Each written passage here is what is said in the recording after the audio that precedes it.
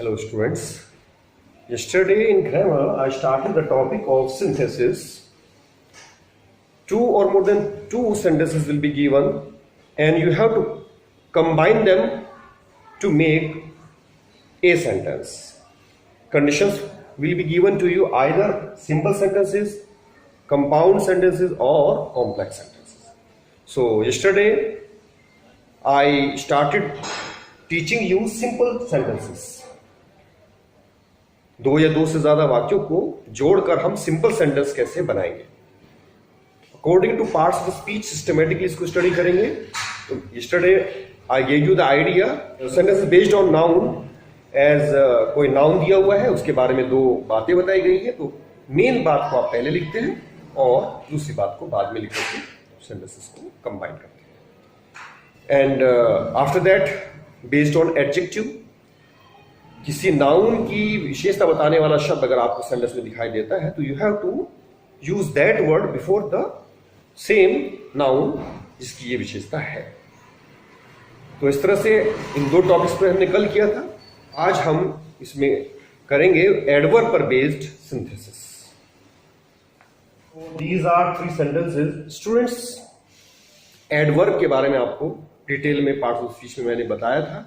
ऐसे शब्द जो किसी वर्ब या किसी अन्य एडजेक्टिव की या खुद एडवर्ब की ही विशेषता बताते हो. यानी कोई काम किस तरह से हो रहा है तो ये बताने वाले जो शब्द होते हैं वो एडवर्ब होते हैं. एडजेक्टिव के अंदर हम एलवाई लगा देते हैं तो वो एडवर्ब बन जाते हैं. जैसे सर्टेन का सर्टेनली, लकी का लकीली, अनलकीली, फॉर्चुनेटली. तो एलवाई लगाकर मोस्टली जो है एडवर्ब बनते हैं. तो सेंटेंस में हमें ये देखना है कि किस वर्ड में एलवाई लगकर वो सेंटेंस में कंबाइन करने के लिए यूज किया जा सकता है. जैसे कि you will pass this year, आप इस वर्ष पास हो जाओगे. इट इज सर्टेन, ये निश्चित है, यानी निश्चित रूप से आप इस वर्ष पास हो जाओगे. तो सर्टेन में एलवाई लगा करके हम इसको शुरू में लगाएंगे. सर्टेनली और फर्स्ट सेंटेंस आप एज इट इज लिख देंगे. You will pass this year. इसी तरह से he was successful, it was lucky. तो luckily he was successful. My father became ill, it was unfortunate. तो unfortunately my father became ill. तो ये कुछ वर्ड्स होते हैं जो पूरे सेंटेंस को क्वालिफाई करते हैं. जैसे certainly, luckily, unluckily, fortunately, unfortunately. तो इन वर्ड्स को हमें शुरू में लिखना चाहिए. Second sentence, an old man is walking there. एक बूढ़ा व्यक्ति वहां घूम रहा है. He is very careful. वो इसमें बहुत सावधान है. यानी एक बूढ़ा व्यक्ति सावधानी पूर्वक वहां घूम रहा है. तो यहां पे जो केयरफुल वर्ड है इसमें एलवाई लग जाएगा तो केयरफुली हो जाएगा. लेकिन ये शब्द वॉकिंग को क्वालिफाई कर रहा है तो वॉकिंग के बाद इसको लगाया जाएगा. An old man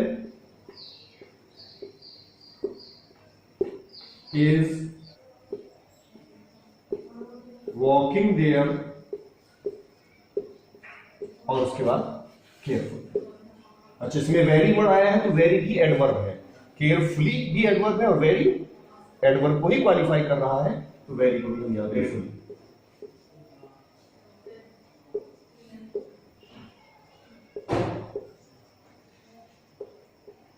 okay, now one more sentence. Pickup your luggage.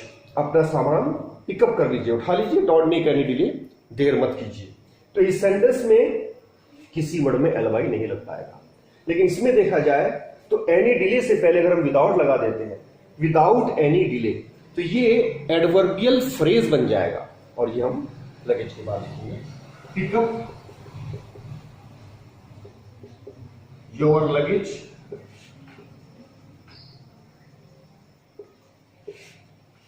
Without any delay.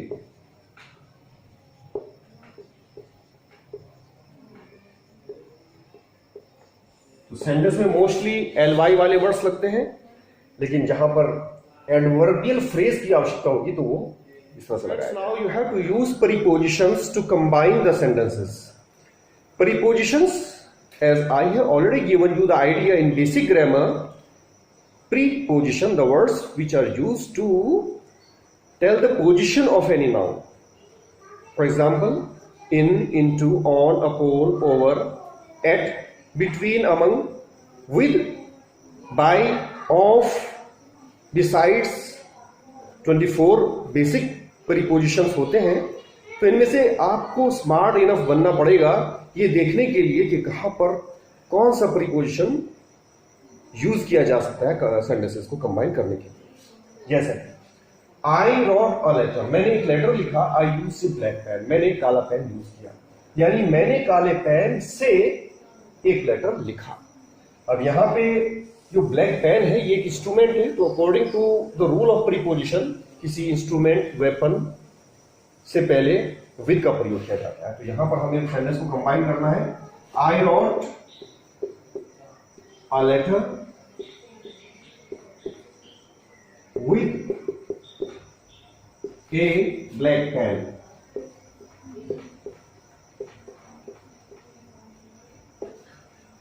Is it clear? Now come to second sentence. She bought a book. उसने किताब खरीदी। She gave 60 rupees for it. उसने उसके लिए कितने रुपए दिए? 60। यानी उसने 60 रुपीज में एक किताब खरीदी। तो कीमत से पहले for का यूज किया जाता है और for अपने आप में प्रीपोजिशन। तो हम दोनों को कंबाइन करेंगे। She bought a book for 60 rupees. Short में रुपीज मैंने शॉर्ट में लिख दिया है। ओके, नाउ थर्ड सेंटेंस, ही वर्क हार्ड ही पास।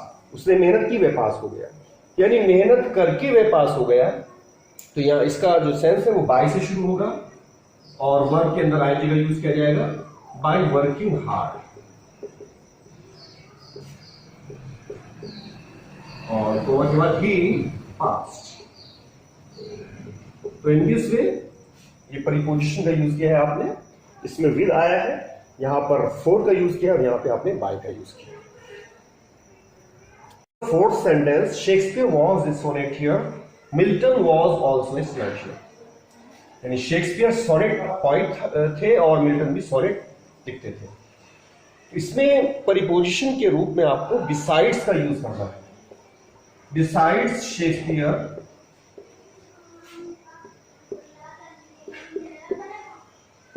और सेकेंड जो सेंटेंस है मिल्टन वॉज ऑल्सो सोनेट, ये आपको कोमा के बाद एज इट इज लिखना है।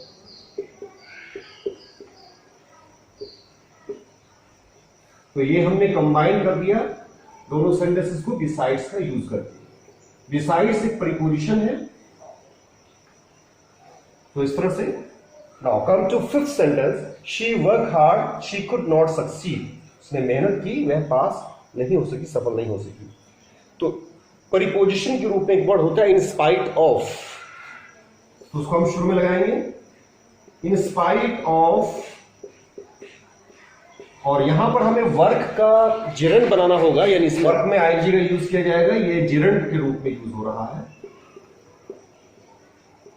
In spite of working hard, comma के बाद आप दूसरे सेंटेंस को एज इट इज उतारेंगे, शी कुड नॉट सक्सीड।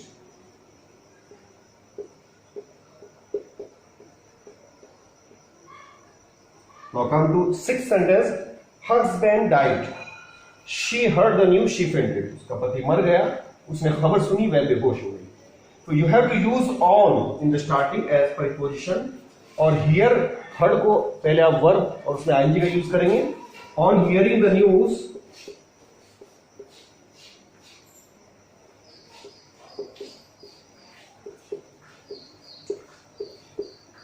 और इसके बाद ऑफ का यूज करके हम पहले सेंटेंस को लिखेंगे, हर हस्बैंड डाइड को हर हस्बैंड्स डेथ।